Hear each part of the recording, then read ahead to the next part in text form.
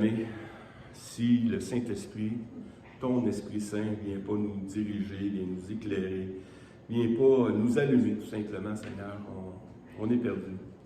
Alors viens nous sauver, Seigneur. Viens nous parler, viens nous révéler des vérités de ta parole, afin qu'on puisse mieux te représenter, Seigneur Dieu, ici. Et parce qu'il y a quelque chose qui s'en vient. Ton avènement, Seigneur.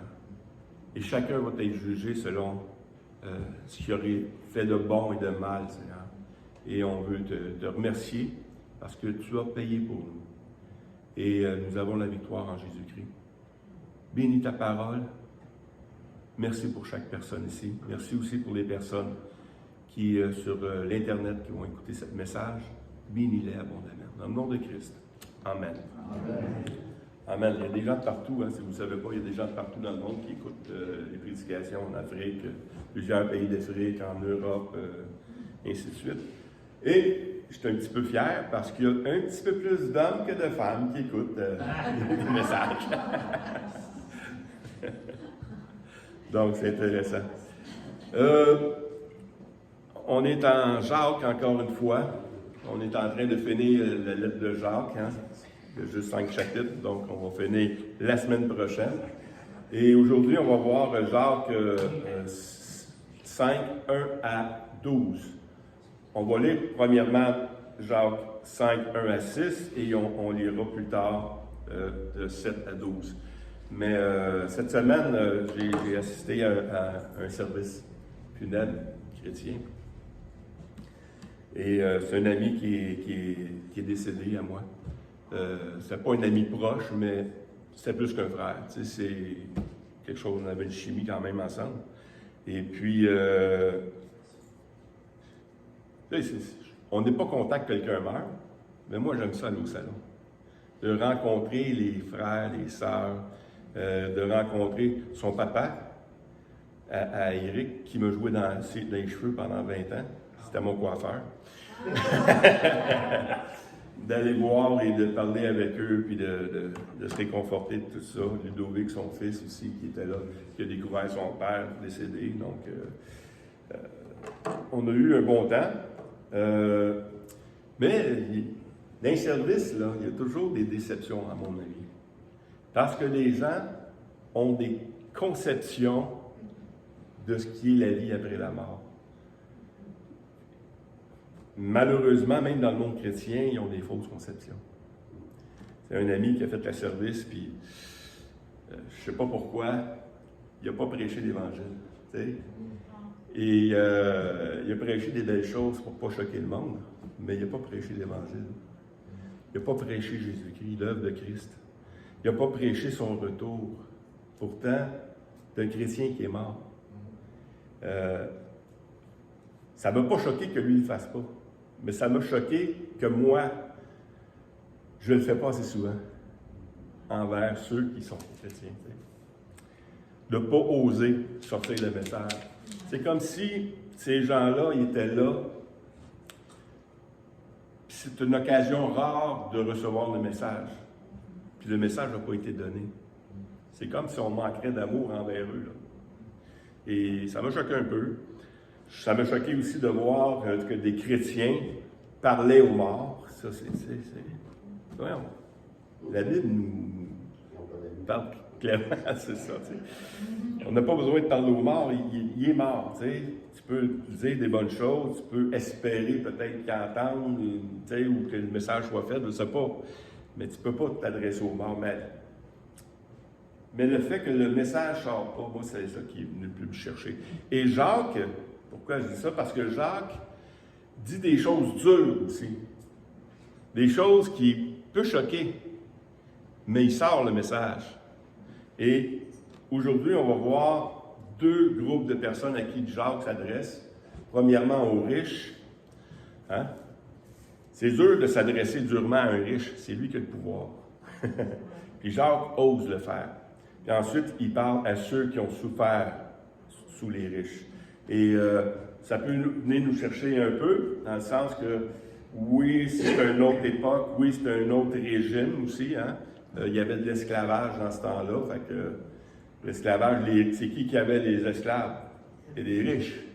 Et puis un esclave, même selon la Bible, un esclave ne valait pas grand-chose.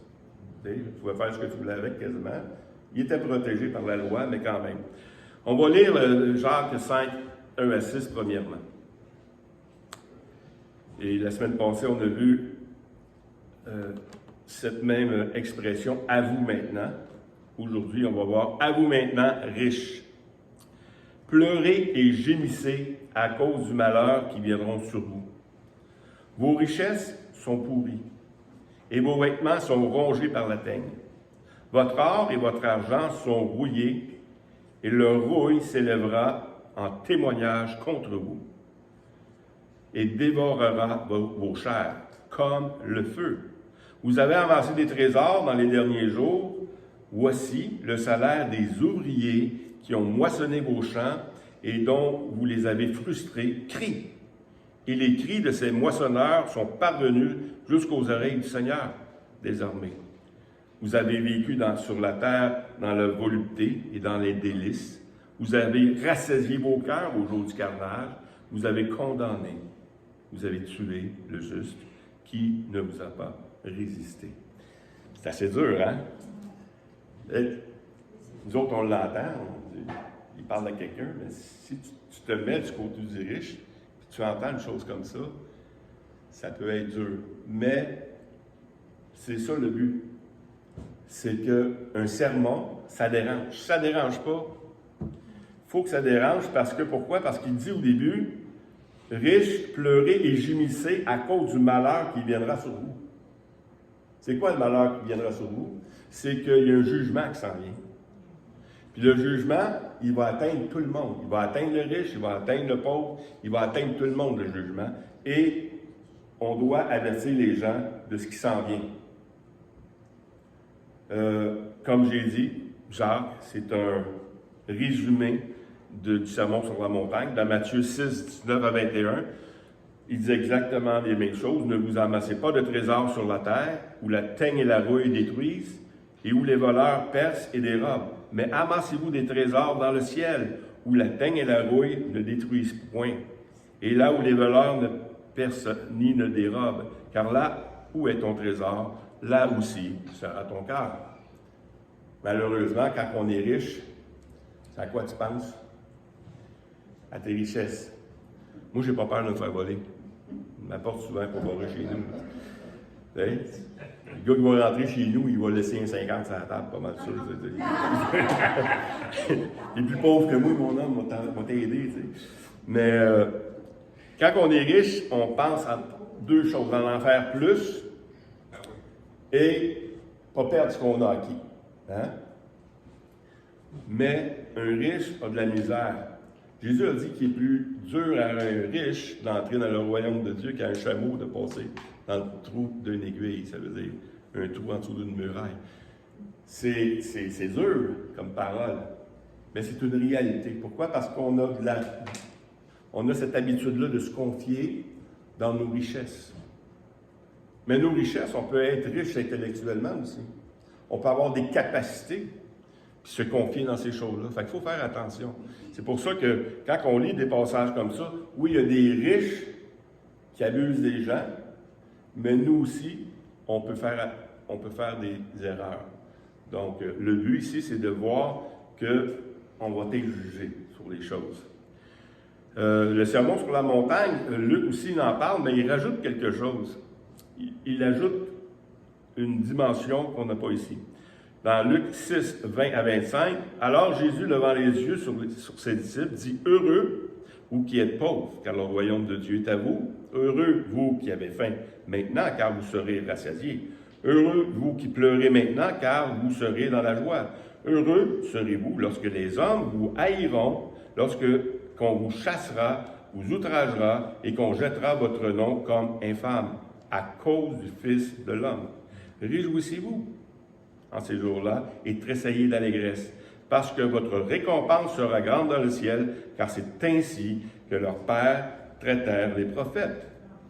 Mais il dit, l'autre, mais malheur à vous riches, car vous avez votre consolation, malheur à vous qui êtes rassasiés, car vous aurez faim, malheur à vous qui Riez maintenant, car vous serez dans le deuil et dans les larmes. C'est dans le sermon de la montagne, ça aussi. Ça rejoint le passage de Jacques ici, exactement, qui donne une malédiction qui dit, attention, oui, vous êtes bénis, mais votre bénédiction va vous entraîner quelque part. Faites attention. Hein?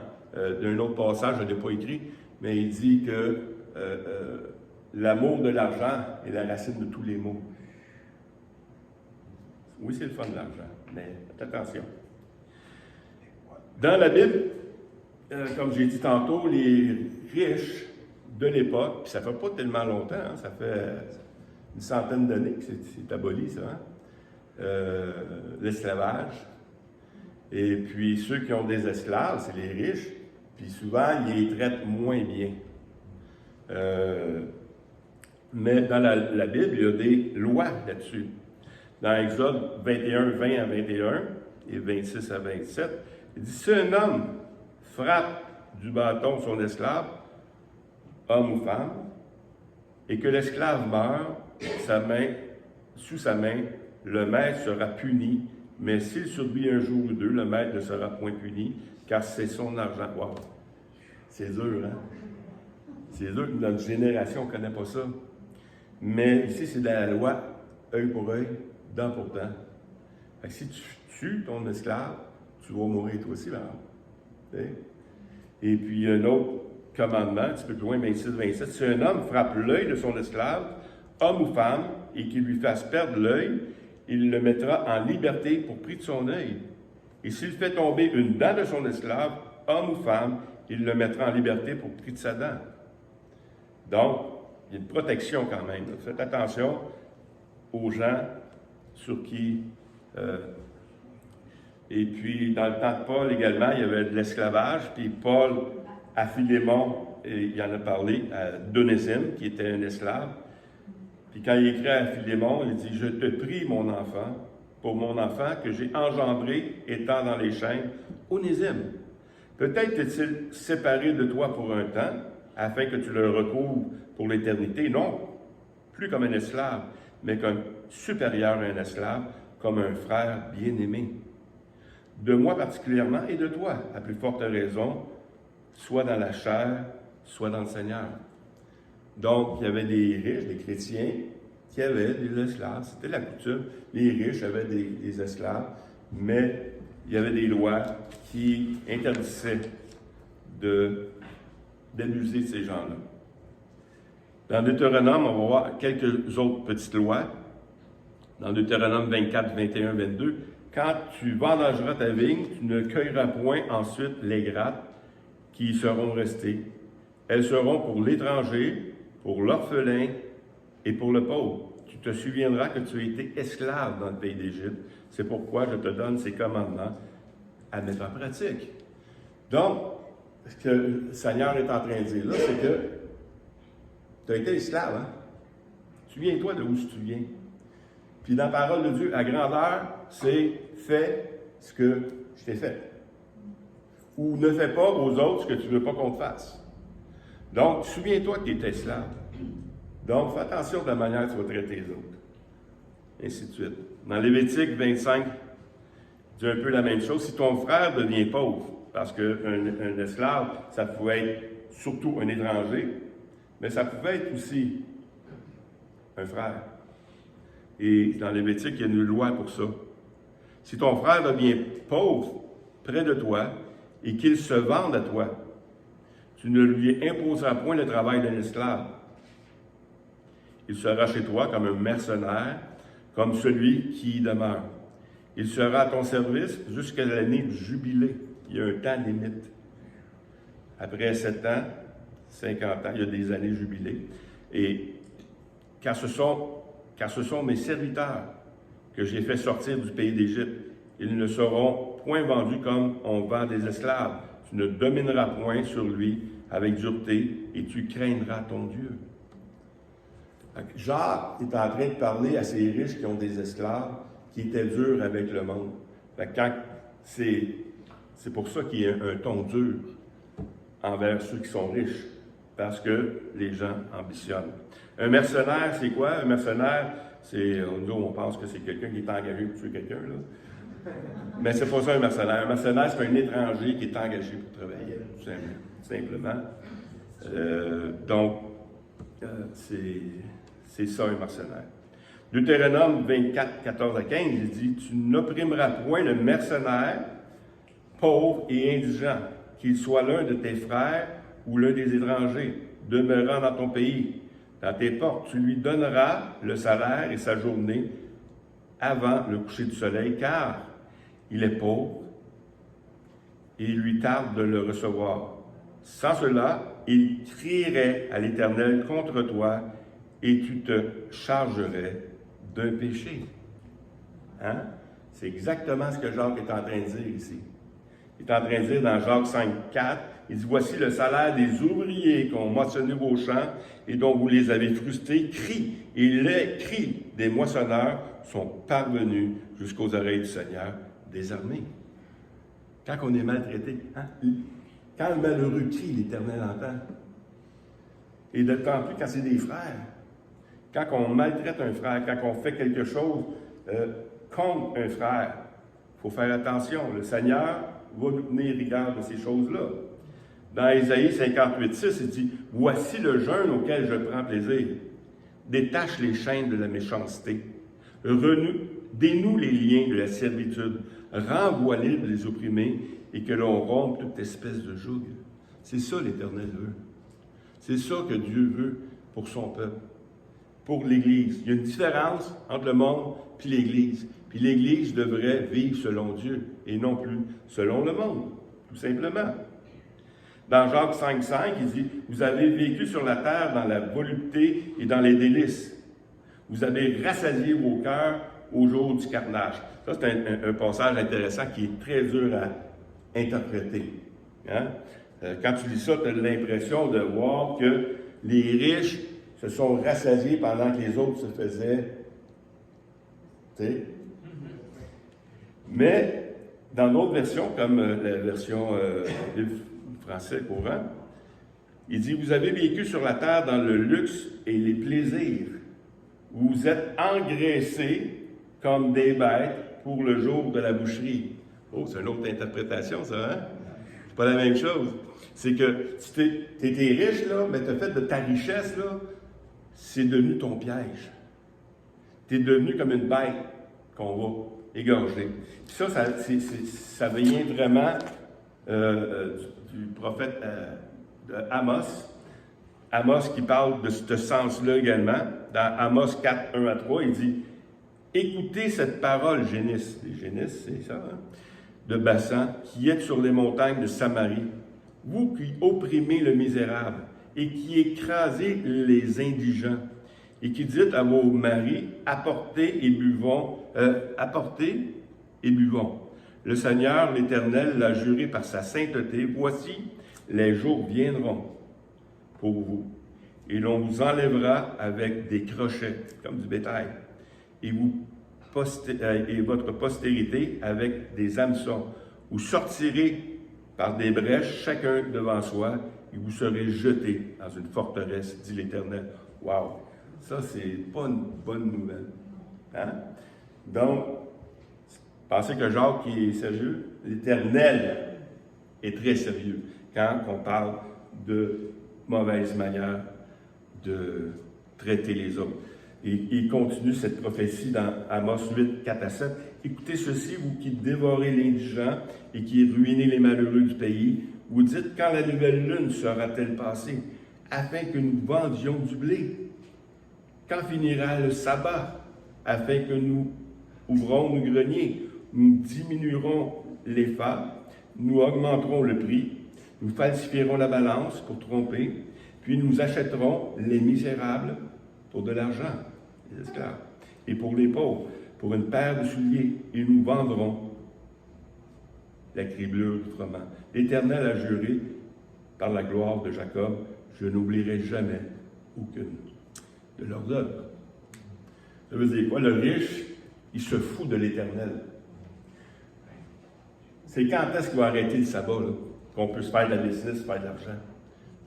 Puis non seulement ça, c'est que quand est-ce qu'il va arrêter le sabbat, puis les nouvelles lunes, les fêtes, tout ça, pour qu'on puisse même en profiter de ce qui n'est pas cher?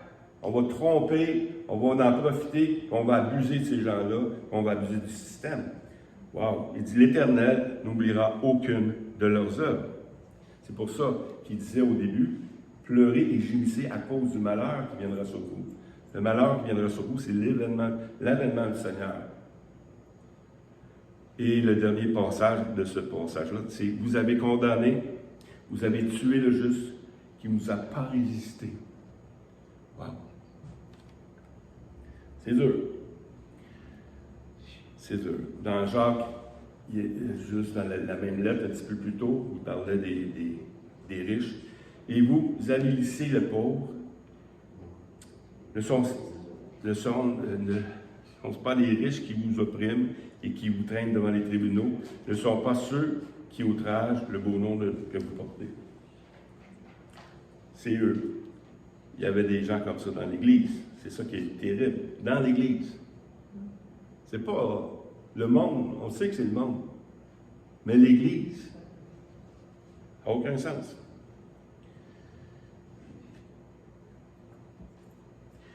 Jacques, on va changer de passage. On va faire une petite transition. 2 Pierre 3, 9.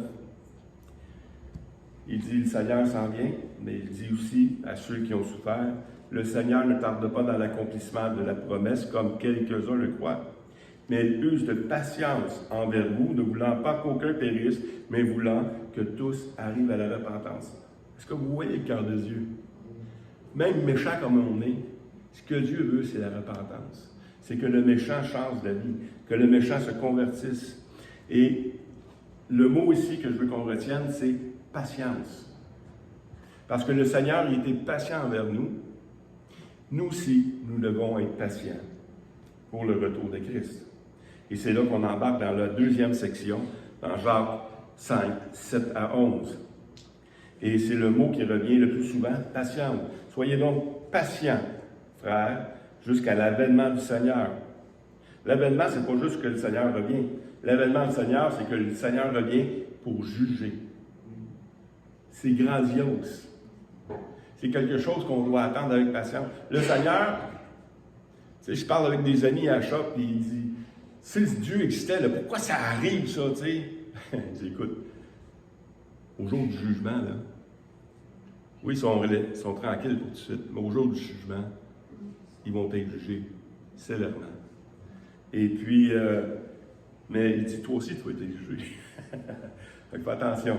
Et puis, ici, il dit, attendez l'avènement du Seigneur.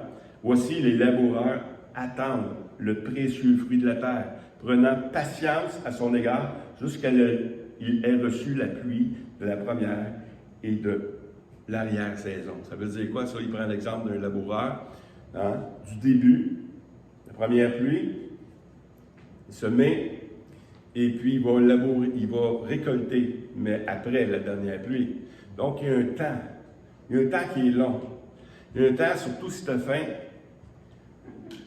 tu ne peux pas tirer ses plants. As-tu déjà fait ça? À part les carottes, là. Mais un coup, ils sont poussés, ça pousse seul. Ça prend le temps. Mais l'événement du Seigneur, ça prend du temps aussi. Puis il use de patience envers nous. Donc, nous aussi, on doit être patients. Vous aussi, soyez patients, affermissez vos cœurs, car l'avènement du Seigneur est proche. Ne vous plaignez pas les uns des autres, frères, afin que vous ne soyez pas jugés. Voici, le juge est à la porte. Il dit, prenez mes frères pour modèle les souffrances et de patience, et de la patience des prophètes qui ont parlé au nom du Seigneur. Voici, nous disons, bienheureux ceux qui ont souffert patiemment. Le mot patience. Persévérance. Nous aussi, on doit persévérer. Nous aussi, on doit être patient. Puis on doit garder cette assurance-là que le Seigneur vient bientôt. C'est ce qui est la différence entre une religion et les vrais chrétiens. Les chrétiens ont une espérance de ce qui s'en vient. Et on a hâte qu'ils reviennent. Hein? Le riche, il n'a pas hâte qu'ils reviennent parce que quand il va revenir, ça va être fini. Hein? Mais nous, on a hâte qu'ils reviennent. Parce que la délivrance va être là. Il y a même un passage, je ne l'ai pas écrit, mais il y a un passage dans l'Apocalypse qui dit « Jusqu'à quand, Seigneur Dieu, tardes-tu à venger le sang de tes saints? » On l'attend. Et puis, un chrétien qui parle du retour du Seigneur démontre c'est quoi qu'il l'attend.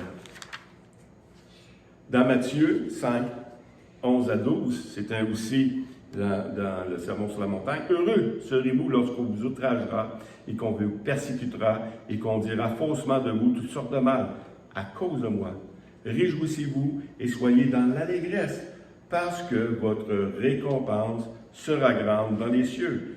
Car c'est ainsi qu'ont persécuté les prophètes qui ont été avant vous. » On voit très clairement que c'est un résumé, mais ici il dit que non seulement le Seigneur revient, mais il y a des récompenses, ceux qui ont persévéré dans le sens que le Seigneur a sauvé, puis si on persévère, c'est parce que le Seigneur nous a sauvés, on va avoir des récompenses. Et c'est pour ça qu'il dit dans Jacques 5, 11, B aussi, il dit « Vous avez entendu parler de la patience de Job. » C'est pas facile, Job, là. Hein? Bing, bing, bing, bing, bing. Tout arrivait. Quelle patience qu'il a eu. Sa chair, même. Toutes ces choses-là qui est arrivées. Il dit ici, il dit, vous avez entendu parler de la patience de Job et vous avez vu la fin que le Seigneur lui accorda. Comment le Seigneur est bon avec ses enfants, malgré tout ce qui est arrivé. Le Seigneur n'a pas empêché les choses d'arriver. Il n'empêchera pas les choses d'arriver. Mais celui qui se confie au Seigneur, puis attend l'événement, qui attend qu'est-ce qui va arriver, lui, il va, non seulement il est sauvé, mais il va avoir des récompenses. Verset 5-12, qui est le dernier verset. « Avant toute chose, mes frères, ne jurez ni par le ciel, ni par la terre, ni par aucun autre serment. Mais que votre oui soit oui et que votre non soit non, afin que vous ne tombiez sous le jugement. » Le oui, t'as super, mais fais attention aussi. Tu as quelque chose à vivre, puis si tu le vis mal, toi aussi tu vas t'être jugé. Nous, on va être jugé pas pour la vie, on va être jugé pour les récompenses. On peut perdre des récompenses selon nos manières de vivre. Hein? C'est dans le Sermon sur la montagne, il dit que Matthieu 5, 37. On est rendu là, je pense? Oui. Moi, prêter serment, c'est attester ce qu'on avait dit était vrai. Prendre Dieu à témoin, c'est ça, prêter serment, jurer. Matthieu 5, 37, que votre parole soit oui, oui, non, non, sans qu'on ajoute bien du malin.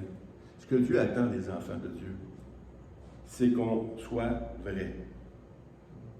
Quand on dit oui, c'est oui. Quand on dit non, c'est non. C'est pas évident. Il nous demande d'être vrai. Puis, pourquoi il dit avant toute chose? Il est en train de faire un résumé ici de toute la lettre de Jacques. Il a parlé des langues, de la langue, comment les langues sont dures à dompter. Mais il est rendu ici, dans son résumé, il est en train de dire avant toute chose.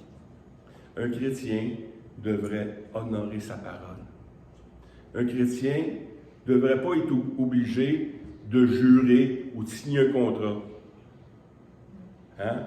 Si tu t'engages, tu respectes ton engagement. Mais ici, il dit c'est un jugement si tu ne fais pas ça. Que votre oui soit oui, c'est que ce qu'on y ajoute bien du malin.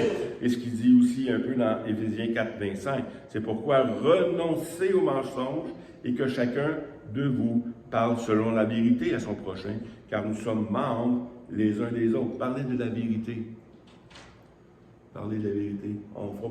On n'essaiera pas de s'endormir ensemble. Il y a des vérités. Hein?